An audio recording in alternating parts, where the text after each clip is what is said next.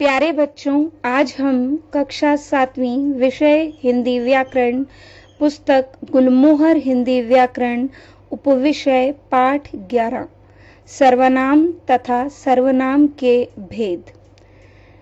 इस पाठ का एक ही व्याख्यान है। इस व्याख्यान में हम पाठ का सार पढ़ेंगे, यानी कि सर्वनाम किसे कहते हैं और उसके कितने भेद हैं। उन भेदों की जानकारी मैं इस व्याख्यान में आपको दूंगी और साथ ही साथ इस पाठ का अभ्यास कार्य भी हम इसी व्याख्यान में करेंगे। तो चलिए शुरू करते हैं अपना पाठ 11 सर्वनाम तथा सर्वनाम के भेद व्याख्यान 1। सर्वनाम। सबसे पहले बेटा सर्वनाम की परिभाषा। वाक्यों में संज्ञा शब्दों के स्थान पर, सर्वनाम से पहले हम क्या पढ़ते हैं? संज्ञा। और संज्ञा शब्दों के स्थान पर प्रयुक्त होने वाले शब्दों को क्या कहा जाता है? सर्वनाम। वाक्यों में संज्ञा शब्दों के स्थान पर प्रयुक्त होने वाले शब्दों को सर्वनाम कहा जाता है। वाक्य में सर्वनाम भी वही प्रकार्य करते हैं जो संज्ञा शब्द करते हैं, यानी कि संज्ञा शब्द का जो कार्य वाक्य में है, यानी कि वो करता है, ठीक है, काम को करने वाला है। तो सर्वनाम भी क्या है? वाक्य में करता ही है, वो भी काम को करने वाला ही होता है। आगे है बेटा सर्वनाम के भेद। जिस तरह से सभी संज्ञा शब्द एक ही तरह के नहीं होते। हमने कितने संज्ञा शब्द पढ़े? कितनी तरह के संज्ञा शब्द पढ़े हैं? 3 तरह के, व्यक्तिवाचक, जातिवाचक, भाववाचक और जातिवाचक के भी 2 अन्य भेद पढ़े हैं। कौन कौन से? वे हैं द्रव्यवाचक और समूह यानी समुदायवाचक।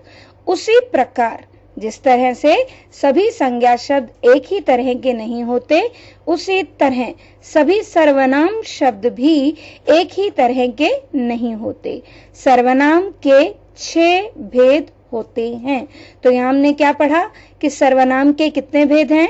हमने पढ़ा कि सर्वनाम के 6 भेद होते हैं। कौन कौन से? आइए जानते हैं। तो सबसे पहला है पुरुषवाचक सर्वनाम, दूसरा है निश्चयवाचक सर्वनाम, तीसरा है अनिश्चयवाचक सर्वनाम, चौथा है प्रश्नवाचक सर्वनाम, पांचवा है संबंधवाचक सर्वनाम और छठा है निजवाचक सर्वनाम। कौन कौन से सर्वनाम हैं?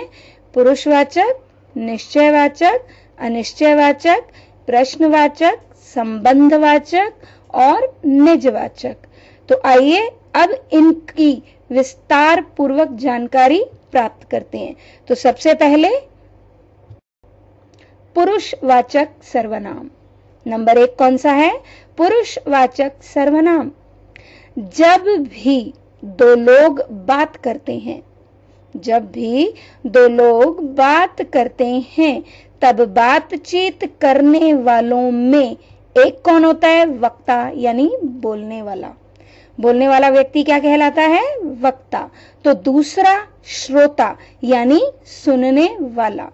वक्ता कभी तो अपने बारे में कुछ कहता है और कभी श्रोता के बारे में कुछ कहता है। इसके अलावा दोनों ही किसी तीसरे व्यक्ति के बारे में भी कुछ कहते या सुनते हैं जो वहां पर उपस्थित नहीं होता। फिर से पढ़ रही हूं एक बार।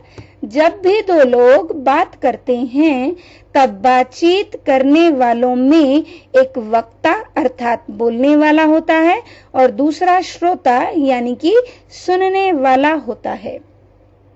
वक्ता कभी तो अपने बारे में कुछ कहता है और कभी श्रोता के बारे में कुछ कहता है। इसके अलावा दोनों ही किसी तीसरे व्यक्ति के बारे में भी कुछ कहते सुनते हैं जो वहां उपस्थित नहीं होता।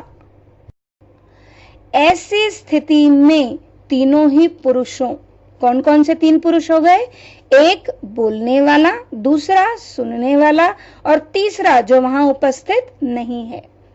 ऐसी स्थिति में तीनों ही पुरुषों, बोलने वाले, सुनने वाले तथा जो वहां उपस्थित नहीं है उसके लिए, यानी कि उन सब के लिए, उनके लिए जिन सर्वनामों का प्रयोग किया जाता है उन सर्वनामों को पुरुषवाचक सर्वनाम कहा जाता है। अब जैसे मैंने यहाँ 3 उदाहरण लिए हैं। पहला वक्ता का उदाहरण है, मैं बैठा हूं, यानी कि वक्ता बोलने वाला किसके बारे में बता रहा है? अपने बारे में, कि मैं बैठा हूं। दूसरा, तुम जा रहे हो, अब वो किसके बारे में बात कर रहा है? श्रोता के बारे में, सुनने वाले के बारे में, ठीक है। और वह आएगा, अब उसने किसके बारे में बात की? जो वहां उपस्थित नहीं है, यानी कि अन्य पुरुष, ठीक है। तो ऐसी स्थिति में तीनों ही पुरुषों, बोलने वाले, सुनने वाले तथा जो वहां उपस्थित नहीं है उसके लिए जिन सर्वनामों का प्रयोग किया जाता है उन सर्वनामों को पुरुषवाचक सर्वनाम कहा जाता है। उदाहरण मैंने अभी आपको दिए। नंबर 1, मैं बैठा हूं। नंबर 2, तुम जा रहे हो। और नंबर 3, वह आएगा। तो चलिए अब हम जानकारी प्राप्त करेंगे तीनों पुरुषों की विस्तार पूर्वक। तो सबसे पहले उत्तम पुरुषवाचक सर्वनाम कौन सा है? उत्तम पुरुषवाचक सर्वनाम जिन सर्वनामों का प्रयोग वक्ता द्वारा अपने लिए किया जाता है। कौन होता है वक्ता? बोलने वाला। कौन होता है वक्ता? बोलने वाला, ठीक है। तो जिन सर्वनामों का प्रयोग वक्ता द्वारा अपने लिए किया जाता है वे उत्तम पुरुष के सर्वनाम कहलाते हैं। इसके अंतर्गत कौन कौन से आते हैं? मैं एकवचन तथा हम बहुवचन। कौन कौन से आएंगे उत्तम पुरुषवाचक सर्वनाम? कौन से हैं? मैं एकवचन और हम बहुवचन। जैसे यहां मैंने कुछ उदाहरण लिए हैं। मैं कल कश्मीर जा रहा हूं। मैं कल कश्मीर जा रहा हूं। हम इसी शहर के निवासी हैं। मैंने अपना काम पूरा कर लिया है। हमें किसी से कोई शिकायत नहीं है। तो अब इन उदाहरणों से आपको ये क्लियर हो गया होगा कि उत्तम पुरुषवाचक सर्वनाम वह सर्वनाम होता है जो वक्ता द्वारा अपने लिए प्रयोग किया जाता है। और उत्तम पुरुषवाचक सर्वनाम का कर्ता कौन है? एक वचन में मैं और बहुवचन में हम। अब है बेटा मध्यम पुरुषवाचक सर्वनाम। कौन सा है? मध्यम पुरुषवाचक सर्वनाम श्रोता के नाम के स्थान पर, श्रोता मायने सुनने वाला, ठीक है, जो हमारी बात को सुन रहा है वो कौन हुआ? श्रोता, ठीक है। तो श्रोता के नाम के स्थान पर जिन सर्वनामों का प्रयोग वक्ता द्वारा, किसके द्वारा किया गया? वक्ता यानी बोलने वाले के द्वारा किया जाता है वे मध्यम पुरुष के सर्वनाम कहलाते हैं। फिर से परिभाषा कर रही हूं। श्रोता के नाम के स्थान पर जिन सर्वनामों का प्रयोग वक्ता द्वारा किया जाता है वे मध्यम पुरुष के सर्वनाम कहलाते हैं। अब इसके उदाहरण क्या हैं? तू, तुम तथा आप। लेकिन तू, सबसे पहले तू के बारे में पढ़ते हैं कि तू सर्वनाम व्याकरण की दृष्टि से एक वचन का रूप है, परंतु हिंदी में तू का एक वचन में प्रयोग बहुत ही कम होता है। जहां हमारी बहुत निकटता होती है ना, दोस्ती होती है, आप दोस्त हैं, दोस्त आपस में तो तू ही बुलाते हैं, तुम या आपका तो प्रयोग ही नहीं करते। तू क्या कर रहा है? तू कहां जा रहा है? तू कहां से आ रहा है? तो हम इस तरह का, लेकिन अगर शुद्ध हिंदी, अगर हम हिंदी में व्याकरण के हिसाब से चल रहे हैं तो हम तू का प्रयोग नहीं करेंगे। तब हम क्या करेंगे? तुम या आप का प्रयोग। तू का प्रयोग केवल घनिष्ठता, जो आपका बहुत घनिष्ठ है, बहुत नजदीकी है और निकटता की स्थिति में एक वचन में होता है, जैसे दो दोस्तों के बीच। परंतु अब हिंदी में तू के स्थान पर तुम तथा आप दोनों का प्रयोग होने लगा है। अतः बहुवचन में इनके साथ क्या लग जाता है? तुम लोग, आप लोग। ठीक है, तुम लोग दोस्तों, तुम लोग क्या कर रहे हो, आप लोग क्या कर रहे हो, इस तरह से। तो अतः बहुवचन में इनके साथ लोग जोड़ दिया जाता है। जैसे अब यहां 3 उदाहरण हैं आपके पास। मीरा, कल तुम स्कूल मत जाना। भाभी जी, क्या आप यहीं रुकेंगी? दोस्तों, क्या आप लोग यहीं रुकेंगे? अब है बेटा अन्य पुरुषवाचक सर्वनाम।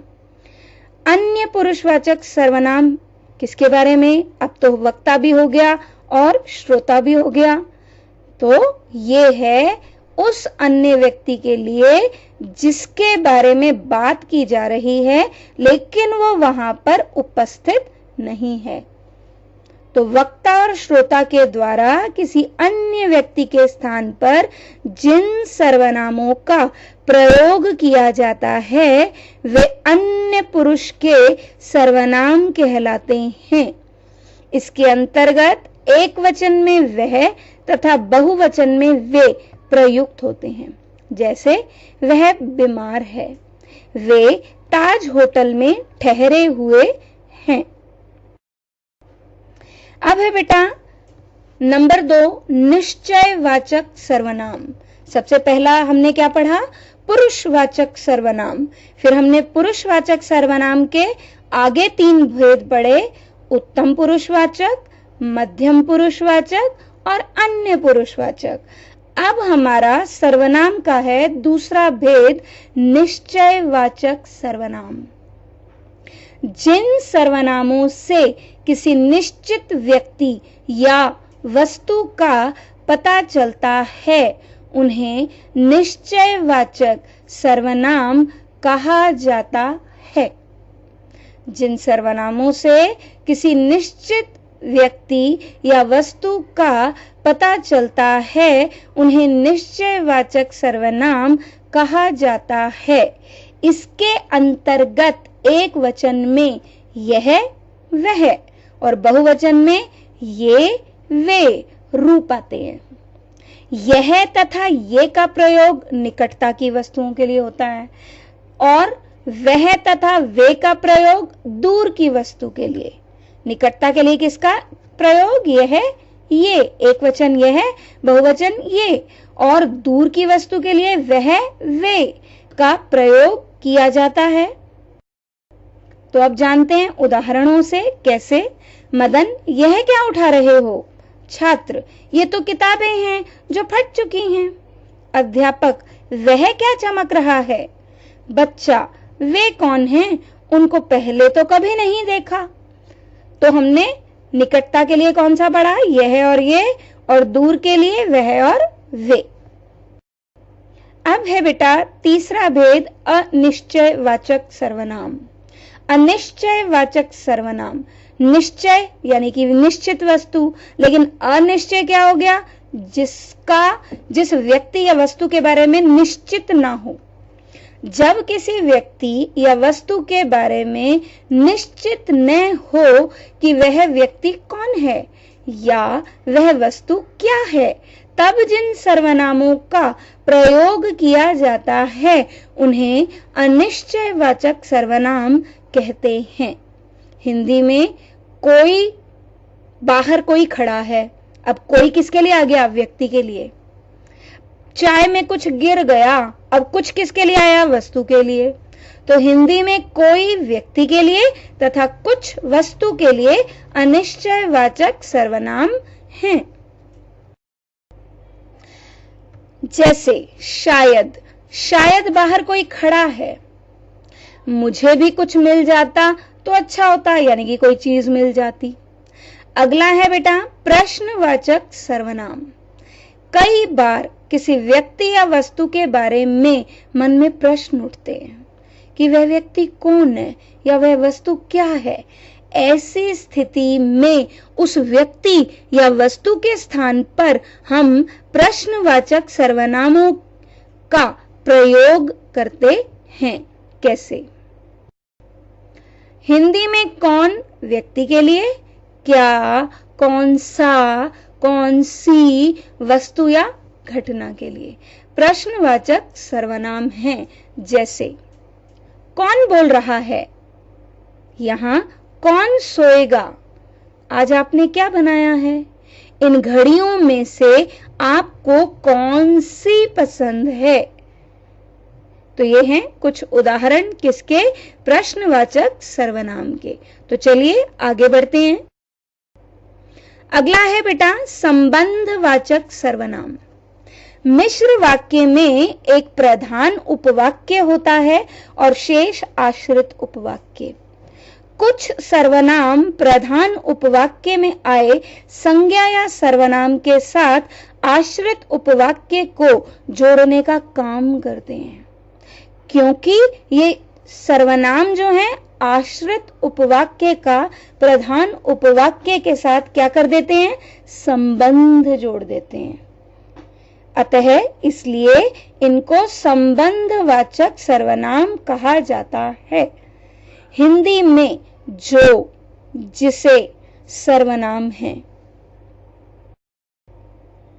जैसे वह लड़की नहीं आई, जो अक्सर बात करती रहती है। अब जो कौन सा सर्वनाम हुआ, संबंधवाचक सर्वनाम। कौन सी लड़की नहीं आई, जो अक्सर बात करती रहती है। वह किताब फट गई जिसे मैंने पुस्तक मेले से खरीदा था। कौन सी किताब फटी है, वो जिसे मेरे द्वारा पुस्तक मेले से खरीदा गया था। तो क्या हुआ, एक प्रधान उपवाक्य, दूसरा आश्रित वाक्य, दोनों का संबंध बताने के लिए जो और जिसे का प्रयोग किया गया। जैसे जो परिश्रम करता है वह सदा सफल होता है। तो इस तरह ये तीन उदाहरण हैं किसके, संबंधवाचक सर्वनाम के। अगला है बेटा निजवाचक सर्वनाम। निज का अर्थ होता है अपना। जिन सर्वनामों का प्रयोग व्यक्ति अपने लिए करता है वो क्या है, वो निजवाचक सर्वनाम कहलाते हैं। हिंदी में स्वयं, अपने आप ही तथा खुद आदि निजवाचक सर्वनाम है। जैसे अब यह काम मैं स्वयं करूंगी, मुझे खुद ही वहां जाना पड़ेगा, आप यहीं रहें, वह अपने आप संभाल लेगा। तो स्वयं, खुद, अपने आप, ये क्या है, ये सारे हैं निजवाचक सर्वनाम।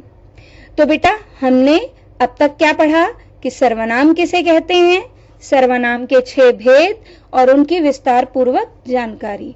तो अब हम आगे बढ़ते हैं अपने इस पाठ के अभ्यास कार्य की ओर।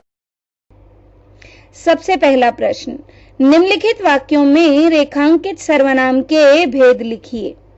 आप कहां जा रहे हैं, आप। रेखांकित शब्द कौन सा है यहाँ, आप। तो वो कौन सा है, पुरुषवाचक सर्वनाम। लेकिन कौन सा पुरुषवाचक, ये तो सिर्फ मैंने पुरुषवाचक बताया क्योंकि सर्वनाम के भेद बोला गया है आपको। और अगर सर्वनाम में पुरुषवाचक सर्वनाम के भेद होता तो ये होता मध्यम पुरुषवाचक सर्वनाम, जिसका करता है तू, तुम, आप। ठीक है, तो यहां पर हमने सर्वनाम के भेद पूछे गए हैं, इसलिए लिखा है पुरुषवाचक सर्वनाम। यहां कौन रहता है, कौन को रेखांकित किया गया। तो कौन शब्द क्या है, प्रश्नवाचक, कि यहां कौन रह रहा है, प्रश्न ही तो पूछा जा रहा है। मदन का कोई क्या बिगाड़ेगा, कोई मायने निश्चित नहीं है, कौन है वो व्यक्ति कौन है ये निश्चित ही नहीं है, तो वो कौन सा हुआ, अनिश्चयवाचक सर्वनाम। अगला है बेटा, हम लोग मुंबई जा रहे हैं। हम लोग मुंबई जा रहे हैं, ये कौन सा है, पुरुषवाचक सर्वनाम। अगला है, जिस लड़की को इनाम मिला था वह मेले में नहीं आई है। जिस लड़की को इनाम मिला था वह मेले में नहीं आई है। तो ये कौन सा सर्वनाम है? जिस लड़की को। अब लड़की का संबंध बताया जा रहा है, यानी कि एक उपवाक्य और दूसरा उस पर आश्रित वाक्य है। कौन सी लड़की मेले में नहीं आई है जिसे इनाम मिला था? तो यहां पर संबंध बताया जा रहा है, तो ये कौन सा सर्वनाम है? संबंधवाचक सर्वनाम। अगला वाक्य है मैं स्वयं चला जाऊंगा। स्वयं मायने निज, अपना, निजवाचक, तो यानी कि स्वयं जो शब्द आया तो वो किस लिए प्रयोग होता है? निजी, निजी, मेरा अपना जो है उसके लिए। तो वो कौन सा सर्वनाम हुआ? निजवाचक सर्वनाम। अगला है बेटा प्रश्न, निम्नलिखित वाक्यों में से सर्वनाम छांटिए। अब पहले में पिताजी से कोई मिलना चाहता है, तो कौन सा सर्वनाम है? कोई। बाजार से कुछ ले आना, कुछ, कोई चीज यानी कुछ, ये नहीं पता कौन सी, यानी अनिश्चयवाचक सर्वनाम है कुछ। तो हमारे पास सर्वनाम क्या है? कुछ। वे आजकल यहीं रह रही है। ठीक है, तो वे आजकल यहीं रह रही हैं। यहां पर वे क्या है? पुरुषवाचक सर्वनाम बहुवचन में, और वो भी कौन सा? अन्य पुरुषवाचक। तो यहां पर ये वे जो शब्द है वो कौन सा सर्वनाम है? पुरुषवाचक सर्वनाम। वे हमने सर्वनाम निकाला यहां पर। अगला वाक्य है हमसे बात मत करो। हमसे सर्वनाम कौन सा है? हमसे। इन कमरों में से कौन सा चाहिए? कौन सा प्रश्न सूचक, प्रश्नवाचक सर्वनाम, तो कौन सा? वह दुकानदार मर गया जिसे पुलिस ने पीटा था। अब फिर संबंध आ रहा है यहां पर, कौन सा दुकानदार मर गया जिसे पुलिस के द्वारा पीटा गया था? तो जिसे। तुम यह काम खुद करो। तुम यह काम खुद करो। अब यहां पर तुम भी सर्वनाम है, मध्यम पुरुषवाचक सर्वनाम, और खुद भी सर्वनाम है, निजवाचक सर्वनाम। तो हम दोनों लेंगे, तुम भी और खुद भी। माताजी को कौन समझाए? प्रश्न सूचक, और कौन शब्द क्या है? हमारा सर्वनाम शब्द। अगला है तीसरा प्रश्न बेटा, सही कथन के सामने सही तथा गलत कथन के सामने गलत का निशान लगाइए। उत्तम पुरुषवाचक सर्वनाम। उत्तम पुरुष सर्वनाम सुनने वाले यानी श्रोता के स्थान पर प्रयुक्त होते हैं। श्रोता के स्थान पर उत्तम पुरुष प्रयुक्त होता है? बिल्कुल भी नहीं। उत्तम पुरुष तो वक्ता के लिए प्रयोग में लाया जाता है, तो ये वाक्य गलत है, क्योंकि श्रोता के लिए तो होता है मध्यम पुरुष, तू, तुम, आप आदि। ठीक है, उसके बाद है अन्य पुरुष सर्वनाम, किसी अन्य व्यक्ति के स्थान पर आते हैं। ये बिल्कुल सही है। अन्य पुरुष यानी जो व्यक्ति ना वक्ता है ना श्रोता है, वो व्यक्ति जिसके बारे में बात तो हो रही है लेकिन उन दोनों के बीच है नहीं। यह सर्वनाम निकट की वस्तुओं के लिए प्रयुक्त है। ये भी बिल्कुल सही। यह और ये निकट की वस्तुओं के लिए, वह और वे दूर की वस्तुओं के लिए। तो इसलिए ये भी वाक्य जो है सही है। जिस निजवाचक सर्वनाम का उदाहरण है, बिल्कुल गलत। जिस निजवाचक सर्वनाम का नहीं, संबंधवाचक सर्वनाम उदाहरण है। निजवाचक का तो स्वयं, खुद, अपने आप ये हैं, तो ये गलत है वाक्य। निश्चयवाचक सर्वनाम में जिस व्यक्ति के बारे में बात की जाती है उसका निश्चय पूर्वक ज्ञान होता है। बिल्कुल सही। निश्चित वस्तु, निश्चित व्यक्ति, जिसके जहां निश्चित व्यक्ति या वस्तु के बारे में पता चले वो निश्चयवाचक सर्वनाम है। तो ये वाक्य भी हमारा सही है। अगला है बेटा मिलान कीजिए। तुम लोग। अब देखो खाली तुम होता तो वो है मध्यम पुरुष, ठीक है, लेकिन अब तुम लोग आ गया तो ये क्या है? मध्यम पुरुष बहुवचन सर्वनाम। देखो वर्ग 1 और वर्ग 2, वर्ग 2 में आपको दिया है मध्यम पुरुष बहुवचन सर्वनाम। तो तुम लोग क्या होगा? मध्यम पुरुष बहुवचन सर्वनाम। दूसरा है कोई। अब कोई तो अनिश्चयवाचक सर्वनाम है, तो ये देखो वर्ग 2 में दूसरे नंबर पर है। अनिश्चयवाचक सर्वनाम। तीसरा है वे लोग। अब वे लोग अन्य पुरुष भी हैं और बहुवचन भी हैं, तो अन्य पुरुषवाचक बहुवचन सर्वनाम। आप, अब आप आदर सूचक है मध्यम पुरुष के लिए, है ना, तो मध्यम पुरुष आदर सूचक सर्वनाम। खुद निजवाचक, खुद, अपने आप, स्वयं, ये क्या है, निजवाचक सर्वनाम। तो खुद जाकर किससे मिलाएंगे, वर्ग 2 के निजवाचक सर्वनाम से। फिर है कौन। अब कौन में तो प्रश्न पूछा जा रहा है, ठीक है, तो प्रश्नवाचक सर्वनाम, देखो वर्ग 2 का लास्ट, आखिरी। फिर है वह।